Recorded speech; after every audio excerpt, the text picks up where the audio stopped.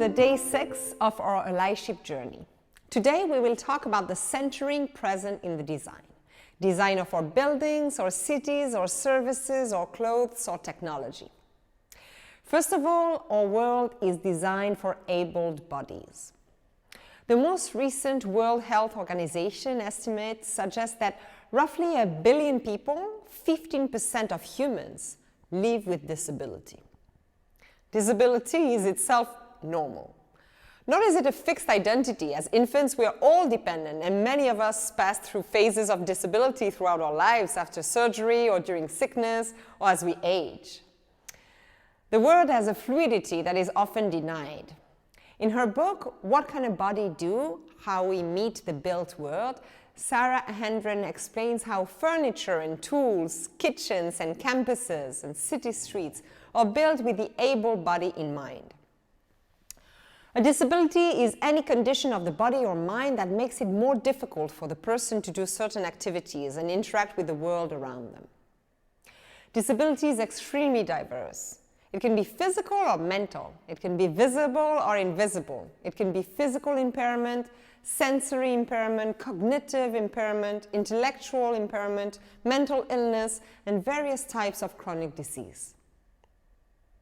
Disability can affect vision, hearing, thinking, learning, movement, mental health, remembering, communication, and social relationships.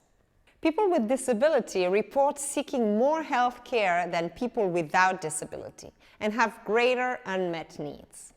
For example, a recent survey of people with serious mental disorders showed that between 35% and 50% of people in developed countries and between 76% and 80% in developing countries received no treatment in the year prior to the study.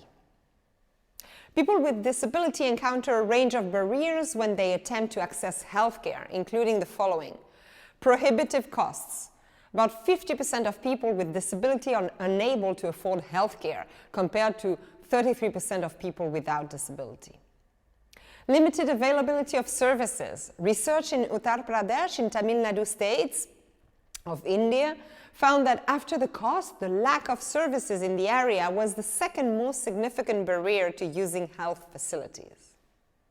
Physical barriers, uneven access to buildings, inaccessible medical equipment, poor signage, narrow doorways, internal steps, inadequate bathroom, inaccessible parking areas create barriers to healthcare facilities. For example, women with mobility difficulties are often unable to access breast and cervical cancer screening because examination tables are not height adjustable, and mammography equipment only accommodates women who are able to stand. And finally, inadequate skills and knowledge of health workers. People with disability were more than twice as likely to report finding healthcare provider skills inadequate to meet their needs, 4 times more likely to report being treated badly, and nearly 3 times more likely to report being denied care. Ableism is a set of beliefs and practices that devalue and discriminate against people with physical, intellectual, or psychiatric disabilities, and often rests on the assumption that disabled people need to be fixed in one form or the other. Ableism is failing to incorporate accessibility into building design plans, buildings without braille on signs, elevator buttons, building inaccessible websites, using disability as a punchline or mocking people with disabilities, refusing to provide reasonable accommodations, the eugenics movement of the early 1900s, and the mass murder of disabled people in Nazi Germany, considered a financial burden to society. But what about everyday or minor ableism? What does that look like? It's choosing an inaccessible venue for a meeting or event, therefore excluding some participants. It's using someone else's mobility device as a hand or footrest. It's framing disability as either tragic or inspirational in news stories, movies, and other popular forms of media. It's casting a non-disabled actor to play a disabled character in a play, movie, TV show, or commercial. It's making a movie that doesn't have audio description or closed captioning. It's using the accessible bathroom stall when you are able to use the non-accessible stall without pain or risk of injury. It's talking to a person with disability like they're a child, talking about them instead of directly to them or speaking for them. It's asking invasive questions about the medical history or personal life of someone with disability. It's assuming people have to have a visible disability to actually be disabled. It's questioning if someone is actually disabled or how much they are disabled, asking, how did you become disabled?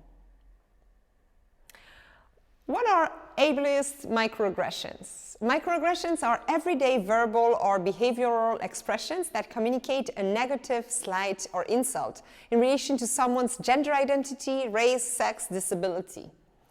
In the case of ableism, it can be, that's so lame. You're so retarded. That guy is crazy. You're acting so bipolar today. Are you off your meds? It's like the blind leading the blind. My eye days fell on deaf ears. She's such a psycho. I'm super OCD about how I clean my apartment. Can I pray for you? I don't even think of you as a disabled. Phrases like this imply that a disability makes a person less than, and that disability is bad, negative, a problem to be fixed, rather than a normal, inevitable part of the human experience. Many people don't mean to be insulting, and a lot have good intentions. But even well-meant comments and actions can take a serious toll on their recipients. Able-bodied privilege assumes that everyone can see, walk, hear, and talk, for example, constructing environments around these non-negotiable attributes. However, it is obvious that not everyone can see, walk, hear, or talk, and as a result, those with specific weaknesses are set at a disadvantage. From this, individuals who identify as able-bodied obtain certain privileges in society, such as having a world constructed for individuals who can walk upstairs. While we assume that buildings have always had stairs, we have easily forgotten that buildings were and continue to be designed for one particular body, one with two functioning legs. Our world is typically built for affluent, white, and able-bodied adult males. It's a sound idea to design for a default, a typical customer, but when you're ignoring up to half of the potential audience, your default may not be so standard in real life, right? People of all shapes and colors need to see themselves reflected in all aspects and layers of society. We need inclusive design. Because today, all design is based on white, able-bodied. Have you ever thought why nude products are surprisingly beige? From bandage to shoes, makeup, and lingerie, showing that white is the norm. Not only is our world designed for able bodies, it is designed for white, abled male bodies. Once again, the story is centered on what is considered the norm, the one-size-fits-all. In her book, Invisible Women, Exposing Data Bias in a World Designed for Men, Caroline Criado-Perez gives different examples. One, the toilets and the inevitable queue. Women take up to 2.3 times as long as men to use the toilet. Women make up the majority of the elderly and disabled, two groups that will tend to need more time in the toilet. Women are also more likely to be accompanied by children as well as disabled and older people. Then there's 25% of women of childbearing age who may be on their period at any one time and therefore need to change a tampon or a sanitary pad. Women may also require more trips to the bathroom. Pregnancy significantly reduces bladder capacity, and women are 8 times more likely to suffer from urinary tract infections. In the face of all these anatomical differences, equal floor space between men and women is definitely not inclusive design.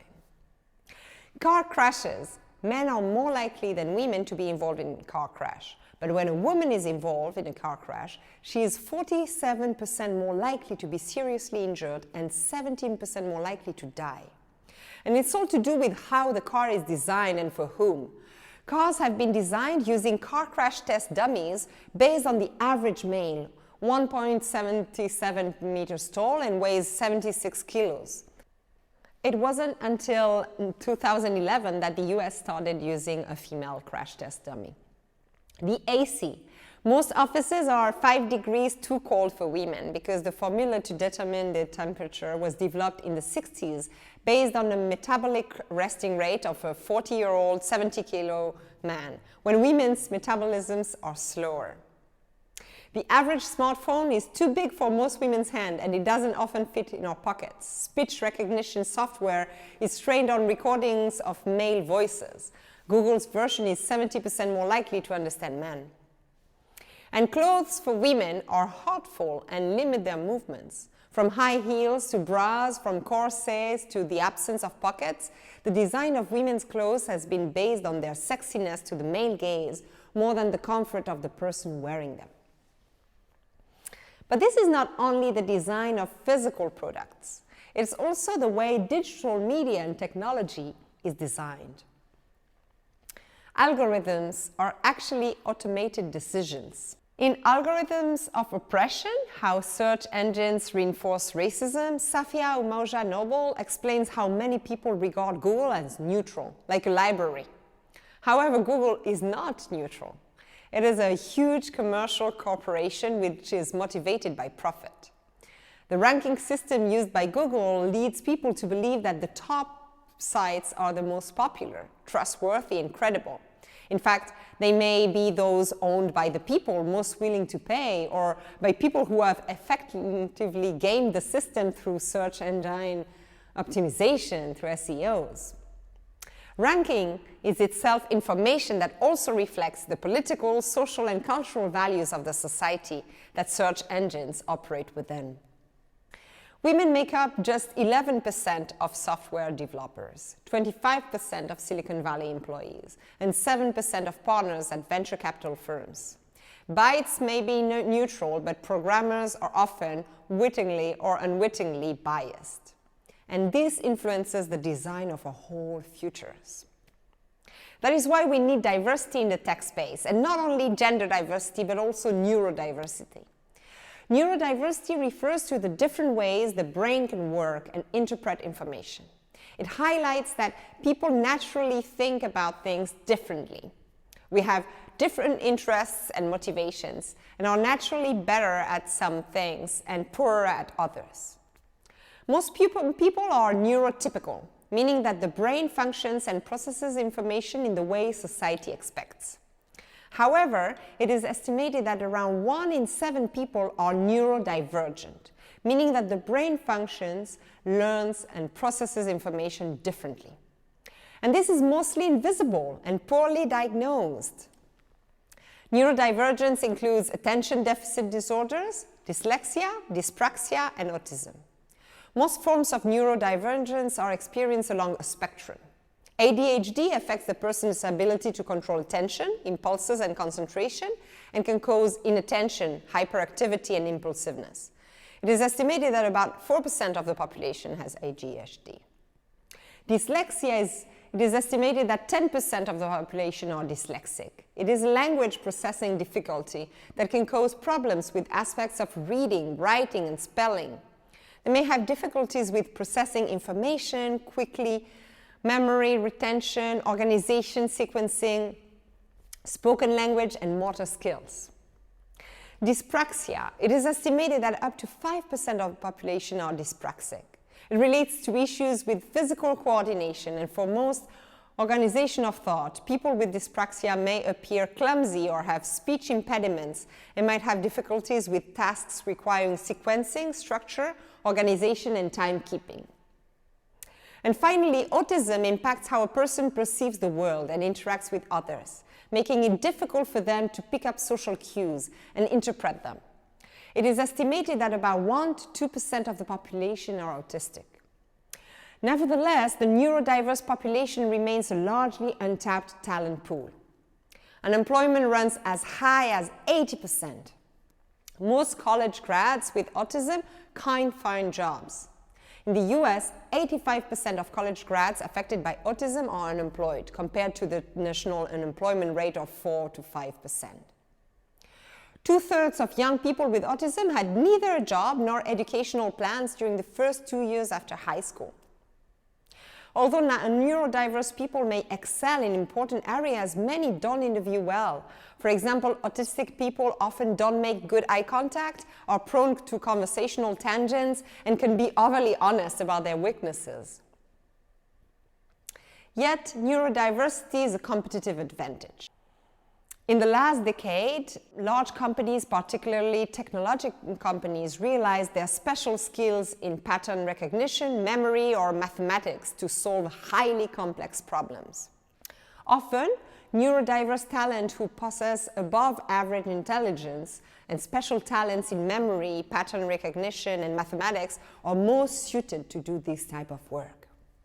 Employers in neurodiversity programs typically need to be allowed to deviate from established practices. This shifts a manager's orientation from assuring compliance through standardization to adjusting individual work contexts.